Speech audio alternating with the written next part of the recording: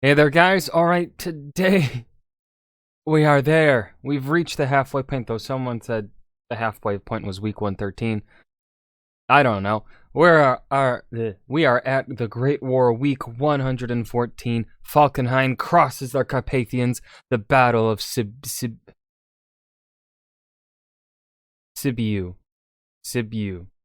There's like, I feel like there are two different ways to pronounce it, and I don't know which one is right because I hardly speak English right. Before we dive in, make sure you go and check out the links in the description box below. I'd love it if you joined the Discord and followed me over at Twitch. Okay, I'm a little confused as to the change of scenery here. This is new. I don't know what's going on. But let's go ahead and dive right in. There have been generals in the past who have famously crossed high mountains with their troops to meet the enemy. Hannibal crossed the Alps, Bolivar crossed the Andes, and this week there was another name I didn't know about Bolivar. I really don't know shit about Bolivar. to add to that list. This week, Falkenhayn crossed the Carpathians. Woo?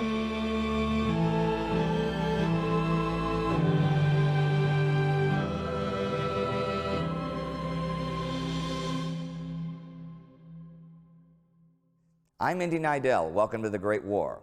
I'm sitting here in a hotel in Przemyśl, Poland, because our studio in Berlin is being rebuilt and we're not ready to shoot there, and we'd rather shoot this here than miss a week. Last week came the seventh Battle of the Isonzo River, with no real changes in territory for a lot of Italian and Austro-Hungarian casualties. I didn't even know they filmed it in Germany. Why'd they film? He's an American, but I think this is like through a British company, and they're filming in German.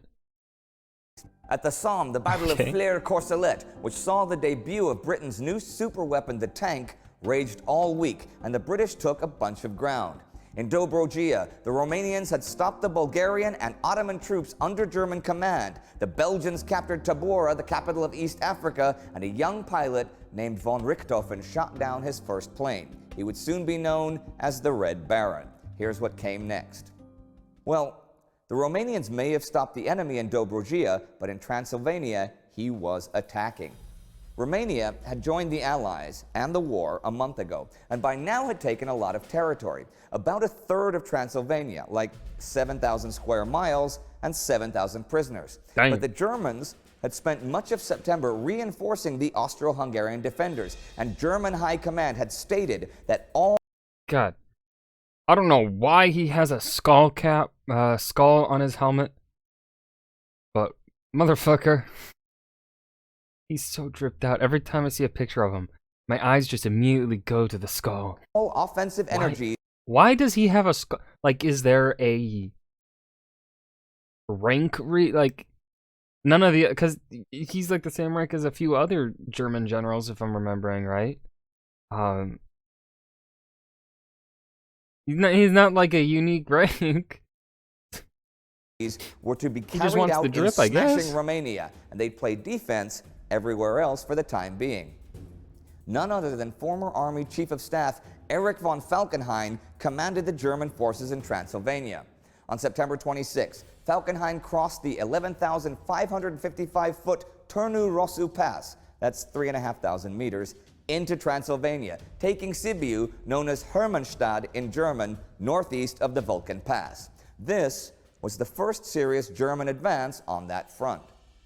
The Romanians resisted the Germans, who outnumbered and outgunned them for 3 days, but were finally surrounded by Bavarian Alpine troops, who'd climbed the mountains to occupy the pass behind them.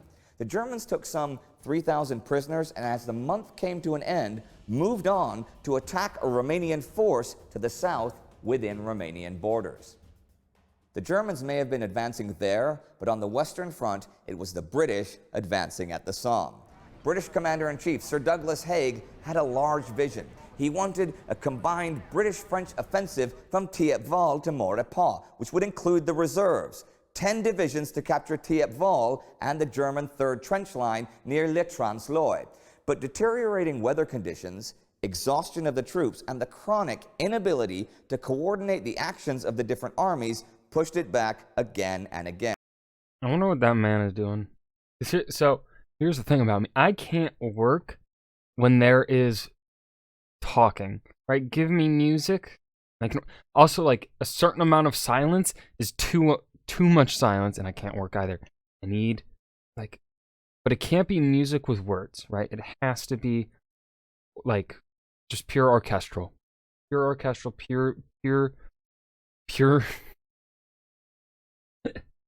just instruments, instrumental, orchestral, whatever the fuck. Oh, I don't know what the. I'm jealous. I wish I could work with when there's like either complete silence or when there's people talking. At least by the Be 25th, so productive. both That's why I don't do my writing at coffee shops. Although that would be a great way to socialize, I wouldn't get any work done. Ferdinand Foch's Frenchmen and Haig's armies were ready to attack. However, the reserves under Sir Hubert Gau had a problem. He was going to use tanks to capture Thiepval. This was a problem because Foch wanted an afternoon attack, so the artillery fire could be observed, and that meant the tanks would have to be brought forward in daylight, which would expose them to German artillery.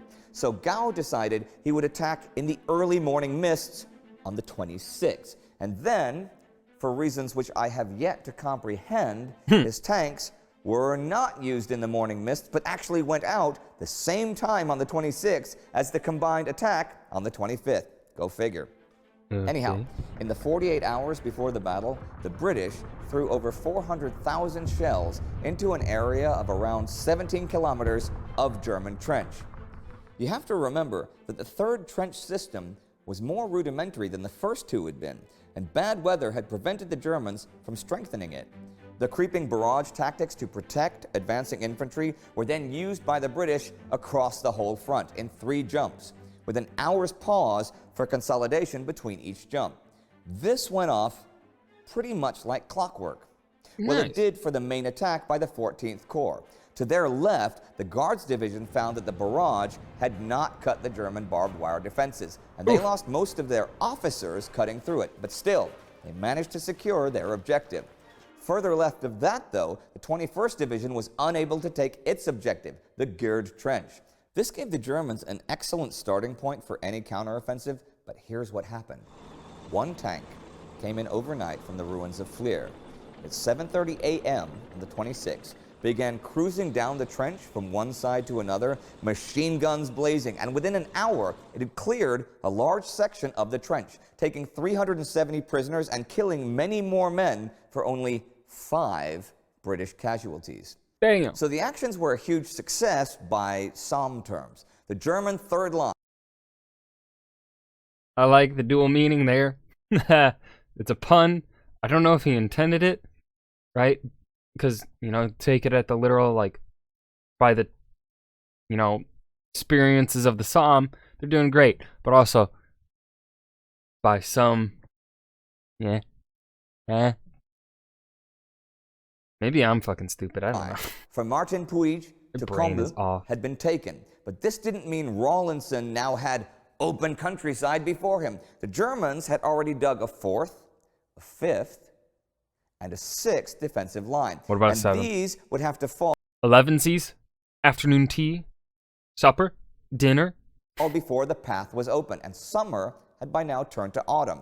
The rains and muds that followed were only a matter of time in coming.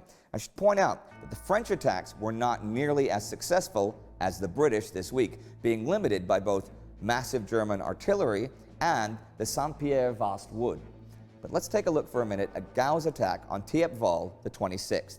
He had 4 divisions attacking across around just over a 5-kilometer front. This was going to be tricky, since the final objectives, Regina and Stuff trenches, were on reverse slopes out of direct observation. There were also 140... God. How the fuck do people look at these trench maps and make sense of them? 4 cellars in Thiepval, and any of those could hold German machine gunners that could emerge and attack the British rear after they'd passed. The preliminary...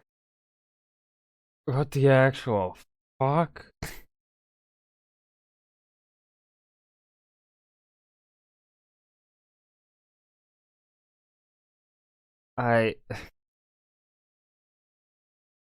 Man. Artillery barrage was fairly successful, and the attack went off. The next few days were very bloody. A tank again played a big part, turning up at a crucial moment and dealing with the German machine gunners around Thiepval Chateau. High command doubted the attack on the town could have proceeded without this happening, but the price for Thiepval had been high, around 40% casualties of the attackers. This could have been far higher without the 13 tanks used in total. As the battle for Thiepval Ridge came to an end, the British had advanced 1 or 2 kilometers on a 5-ish kilometer front with casualties around 12,500, a third of that Canadian. I should point out that even though they were limited, the British operations at the Somme, the second half of September, were the most successful ones they had at the Somme so far. In fact, in that period, they took as much ground as they had taken from July 1st to September 14th. The creeping barrage was now a standard procedure, and in spite of many mechanical failures, the value of the tank was pretty plain to see, overcoming strong resistance for little cost in lives. Also, British colonial troops like the Canadians and New Zealanders had proven equal, and in some cases superior, to the experienced German defenders in close combat fighting, which a lot of people, You don't fuck with the New Zealanders. They're fucking crazy, dude. primarily the Germans, did not see coming. A final side note here. German casualties at the Somme for September are estimated at around 130,000 men. This was, in some ways, the most hellish battle in history. And here are some notes to round out the week. By now on the Macedonian front, the Central Powers were pretty much on the defensive. But here's something there that I haven't mentioned. The first Greek volunteers from their neutral homeland had shed their blood for the Allies in the past couple of weeks, under command of Lieutenant Colonel Gravanis, who himself was under French command from Florina. The Greeks had figured prominently in the retaking of that town. On the 23rd, an airship raid on London and the British East Coast killed 40 and injured 130. But Zeppelin L-32 was brought down by an airplane and L-33 by gunfire in Essex. On the 25th came another raid by 7 Zeppelins. 43 civilians were killed, 31 injured. And that was the week. The British quite successful at the Somme, but at a high cost. The Germans raining fire over England, and Falkenhayn leading his men over the mountains to fight the Romanians. Romania had not timed its entry into the war very well at all. That's one way to fucking put it. Russia had seemed ready to lend lots of military aid, but this wasn't going so well. Russia and Romania had also believed that Bulgaria would not declare war on Romania. Why the fuck would they think that? But that had happened, and Romania had thought Germany was too busy on the Western Front to aid the Austro-Hungarian armies that had been softened up all summer by the Russian. The Germans have been aiding the Austrians for a while now. Romania. Who the fuck's giving you information, my dude? Juggernaut. Romania was wrong, and now, after only a month of the war, was fighting on its own territory in both North and South against all 4 Central Powers. It never ceases to amaze me that when a new country joins the war, it always has optimistic fantasies about how somehow just their nation will be spared the catastrophic loss of life that befell all of the others. And then, as day follows night, reality intrudes, and hundreds of thousands of your young men die. If you'd like to see our episode about what was going on in Romania before Romania joined the war, you can click right here. And now as Falkenhayn crosses the Carpathians, the Battle of Sibiu, although we didn't hear anything about that battle. This was the Great War, week 114. At this rate, just like, what, another year of this? Oh, dear God. Yeah, this was a fine episode. Nothing really spectacular about it. I hope you guys enjoyed it. Remember to hit that like button and subscribe for more, and I'll see you guys in the next video. Peace.